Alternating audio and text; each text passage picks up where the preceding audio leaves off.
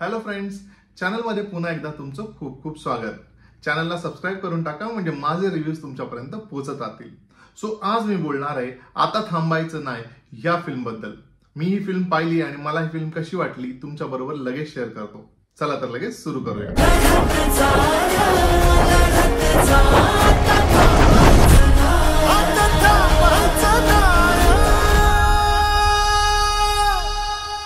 So friends, हा जो तुम्ही फोटो पाहताय ना, हे खरे तर ह्या फिल्मचं इन्स्पिरेशन आहे आणि हेच ते बीएमसी महानगरपालिकेतले कर्मचारी आहेत ज्यांनी हे मॅजिक घडवून आणलं होतं, ज्यांनी SSC ची परीक्षा पूर्ण केली होती आणि त्याच्यावरच आधारित ही फिल्म आता थांबायचं नाही आहे.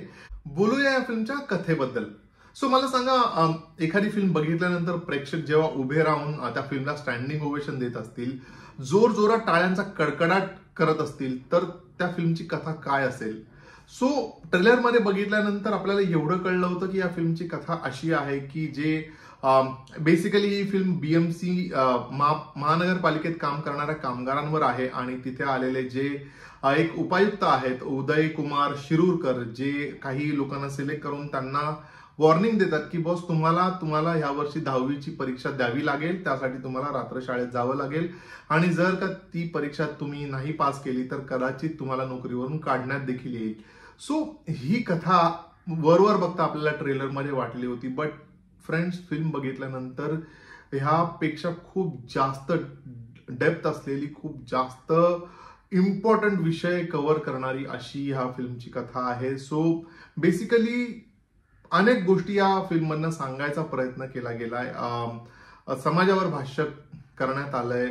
त्यानंतर शिक्षण घेतल्यानंतर आपल्या आयुष्यात काय बदल होऊ शकतात आणि शिक्षण घेण्यासाठी खरंच शिकण्यासाठी बेसिकली वयाचं काही बंधन नसावं आणि कुठल्याही वयात आपण काहीही शिकण्यासाठी ओपन असावं, असे बरेच महत्वाचे विषय या फिल्ममध्ये कव्हर करण्यात आलेत. बट जो मेन गाभा आहे की हे जे ठराविक सिलेक्ट केलेली लोक आहेत ती परीक्षा पास करतात का आणि शिक्षण घेतल्यानंतर त्यांच्या आयुष्यात काय असा बदल होतो हे जाणून घेण्यासाठी तुम्हाला ऍक्च्युली जाऊन ही फिल्म थिएटरमध्ये पाहावी लागेल. फिल्मच्या कास्ट बद्दल जर का बोलायचं झालं ना, तर अनेक कलाकार आपल्याला या फिल्म मध्ये दिसत आहेत. भरत जाधव, मला कामावरून साहेबांसोबत फिनेल पितो गेले बघा. सिद्धार्थ जाधव नोकरी काढताना सुद्धा फॉर्म भरून घेत आहे. प्राजक्ता हनमकर, हे माझं नाव कसं आलं निश्चित, एक तर याच एक पाय तुटलेला. किरण खोजे, अप्सरा जाधव, प्रवीण डाळिंबकर, शिरूरकर साहेबांनी इरिटेट केलं सगळ्यांना. काय इरिटेट. रोहिणी हट्टंगडी, ओम भूतकर, मी निलेश माळी, तुमचा नवीन शिक्षक. चला सुरू करूया. पर्ण पेठे, एकमेकांना आवडतो, घरचं लग्न पण लावून देतील, पण पुढे राहायला डोक्यावर छत तर लागेल ना. आणि आशुतोष गोवारीकर. मी उदयकुमार शिरूरकर, सहाय्यक महापालिका आयुक्त. कशी आहेत या सगळ्यांची कामं आणि कोणाचं काम मला खूप जास्त आवडलंय. खरं तर हे चूज करणं खूप कठीण आहे की कोणी सगळ्यात चांगलं काम केलंय आणि मला वाटतं हीच आपल्या मराठी इंडस्ट्रीची ताकद आहे की एकापेक्षा एक खूप चांगलं पोटेन्शियल असणारे आणि खूप उत्तम आर्टिस्ट आपल्याला ह्या इंडस्ट्रीमध्ये मिळतात आणि त्याचं एक जिवंत उदाहरण म्हणजे ही फिल्म आहे. प्रत्येक कॅरेक्टरचा परफॉर्मन्स टॉप नॉच परफॉर्मन्स आहे मित्रांनो, आणि मी काहीच एक्झॅजरेट करत नाहीये. एवढं रिअलिस्टिक कॅरेक्टर्स या सगळ्यांनी प्ले केलेत. महानगरपालिकेत काम करणारे जे वर्कर असतात त्यांचं आयुष्य हे लिटरली जगलेत, म्हणजे आपण हे खूप रिलेटही करू शकू. कारण हे लोक आपल्याला, हे जे कर्मचारी आहेत हे आपल्याला डे इन डे आउट आपल्या डोळ्यासमोर दिसत असतात आणि ह्या सगळ्यांनी त्यांचं आयुष्य मोठ्या स्क्रीनवर जे साकारलंय ना, आपण म्हणजे असं नाहीच म्हणू शकत की हे त्यांनी कॅरेक्टर प्ले केले. ते लिटरली हे कॅरेक्टर जगलेत आणि हे सगळ्यांच्या बाबतीत मी म्हणतोय प्रत्येकाने खूप उत्तम काम केलंय. त्यातल्या त्यात जर बोलायचं झालं तर ऍक्च्युली सगळ्यांचं काम खूपच चांगलं आहे, पण विशेष लक्षात राहणारं जे काम आहे इन अ वे हे आशुतोष गोवारीकरांचं आहे आणि त्यांना स्क्रीनवर बघणं ह्या फिल्ममध्ये एक वेगळी ट्रीट आहे. एक काय म्हणतात त्यांना, एक लीडर कसा असावा आणि एका लीडरने एक पाथ दाखवल्यानंतर किंवा एक मार्ग दाखवल्यानंतर काय होऊ शकतं आणि ते कॅरेक्टर त्यांनी एवढं उत्तमरित्या साकारलंय. आणि अदरवाईज पण प्रत्येक एका कॅरेक्टरने त्याचं पोटेन्शियल दाखवून दिलंय. काय असतं त्या कॅरेक्टरच्या स्किन मध्ये जाणं आणि ते कॅरेक्टर जगणं हे दाखवून दिलंय. त्यामुळे प्रत्येक एका कॅरेक्टरने आपापला परफॉर्मन्स सोबत ह्या फिल्मला एका वेगळ्या स्तरावर, एका वेगळ्या उंचीवर नेऊन ठेवले फ्रेंड्स. आता बोलूया या फिल्मच्या लेखनाबद्दल.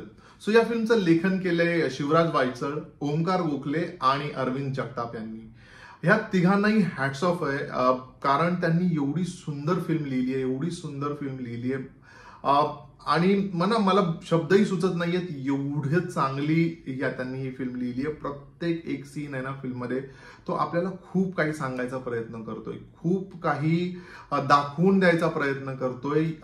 अनेक सीन्स आहेत जे माझ्या पर्सनली लक्षात राहिलेत आणि व्हेरी शुअर तुम्ही फिल्म पाहिल्यानंतर तुमच्याही लक्षात राहतील. स्पेशली सांगायचा जो सीन आहे ना, एक जॅपनीज व्यक्ती येते BMC ऑफिसमध्ये काही कामानिमित्त. तो सीन तुम्ही बघा, त्या सीन मधनं काय सांगायचा प्रयत्न करतायत, किंवा ओला कचरा सुका कचरा ह्याबद्दलचा एक सीन आहे, त्या सीन मधनं काय सांगायचा प्रयत्न करतायत ते बघा. किंवा प्राजक्ता हनमगरच्या घरी तिचा जो नवरा असतो तो स्वयंपाक करताना जे होतं तो सीन काय सांगायचा प्रयत्न करतोय ते बघा. किंवा जेव्हा हे एक्झाम देत असतात तेव्हा किरण खोजे हिच्या नवऱ्या बरोबरचा प्राजक्ता हनमगरचा एक सीन आहे, तो सीन आपल्याला काय सांगायचा प्रयत्न करतोय ते तुम्ही बघा. बॉस म्हणजे ना, हे मी काही एक्झाम्पल सांगतोय. असे फिल्म सुरू झाल्यानंतर शेवटपर्यंत ही फिल्म आपल्याला लिटरली खरं सांगायचं ना तर आपल्या कानाखाली मारत असते, असं म्हणतोय मी. आपण अनेक भ्रमात जगतोय आणि रियालिटी काय आहे ती खूप वेगळी आहे. आणि ही फिल्म ह्या तिन्ही लेखकांनी आपल्याला ते दाखवायचा प्रयत्न केलाय, आपल्याला जाग करण्याचा प्रयत्न केलाय.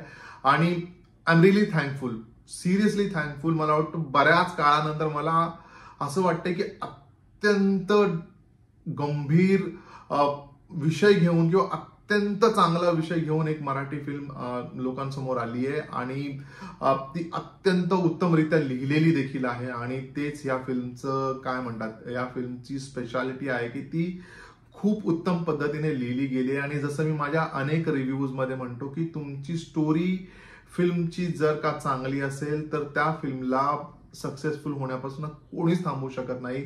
अगेन ही फिल्म एक्झाम्पल आहे की एक खूप उत्तम स्टोरी असल्यानंतर काय मॅजिक घडू शकतं आणि आपण स्क्रीनवर काय बघू शकतो. एक वेगळा एक्सपिरियन्स आहे फ्रेंड्स. मी खूप जास्त मला बोलायचंय आणि शब्दही सुचत नाही अशी माझी अवस्था आहे, कारण काल बघितल्यानंतर मी बराच वेळ त्या झोनमध्ये होतो. ही फिल्म पाहिल्यानंतर खूप इमोशनल देखील झालो होतो, कारण फिल्म खूप काही इम्पॉर्टंट सांगायचा प्रयत्न करते आणि आपण बघितल्यानंतर आपल्याला असंही रिअलाइज होतं की आपण अनेक गोष्टी ह्या ग्रांटेड घेतलेल्या आहेत. त्यामुळे फिल्मच्या लेखकांना seriously once again hats off, एवढं उत्तम, एवढी छान फिल्म लिहिल्याबद्दल. आता बोलूया या फिल्मच्या दिग्दर्शनाबद्दल. अगेन मला ह्या फिल्मच्या दिग्दर्शकाला ऍक्च्युली हॅट्स ऑफ म्हणायचंय, शिवराज वायचळ.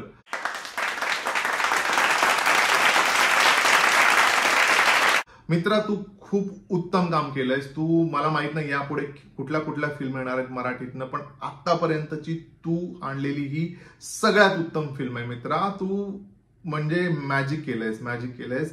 आणि स्क्रीन प्ले जो या फिल्मचा आहे ना फ्रेंड्स, तो तुम्हाला एवढा आवडेल. जसं मी म्हटलं ना की प्रत्येक फ्रेम, प्रत्येक सीन, प्रत्येक कॅरेक्टर आपल्याला काहीतरी सांगू पाहतंय. आणि एक उत्तम दिग्दर्शक असल्याशिवाय ते कसं शक्य आहे. म्हणजे छोट्या कॅरेक्टर आपल्या लक्षात राहणं, प्रत्येक कॅरेक्टरचा एक ग्राफ असणं, त्याची एक जर्नी असणं, हे एका उत्तम दिग्दर्शकाशिवाय शक्यच नाहीये. आणि मला वाटतं शिवराज वायचळने ते काम एवढं छान केलंय की फिल्म ज्या पॉइंटला फिल्म ओपन होते, जवळजवळ त्याच पॉइंटला शेवटी एक असा ट्विस्ट आणलाय की खरंच टाळ्या वाजवाव्याशा वाटतात. की बॉस, याला म्हणतात एक, काय म्हणतात ना, फिल्मच्या अगेन स्किन मध्ये घुसणं, फिल्मला स्वतः आपलंसं करून घेणं आणि त्या फिल्म बद्दल खूप क्लिअर असणं की मला काय सांगायचंय, मला काय करायचंय.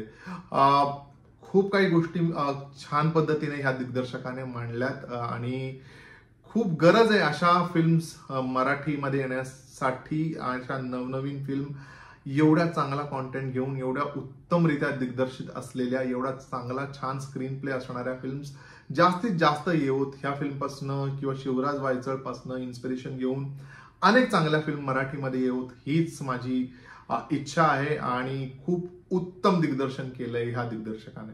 सो मला या फिल्मच्या म्युझिक बद्दल बोलायचंय. हा जो गुलराज सिंग नावाचा माणूस आहे ना, आय थिंक तो मराठीमध्ये त्याच्या म्युझिकची जादू आहे ना ती पसरवायला सुरुवात केली आहे त्याने. कारण ह्या आधी त्याने केलेली पाणी नावाची जी फिल्म आहे त्यातली गाणी ही खूप छान होती.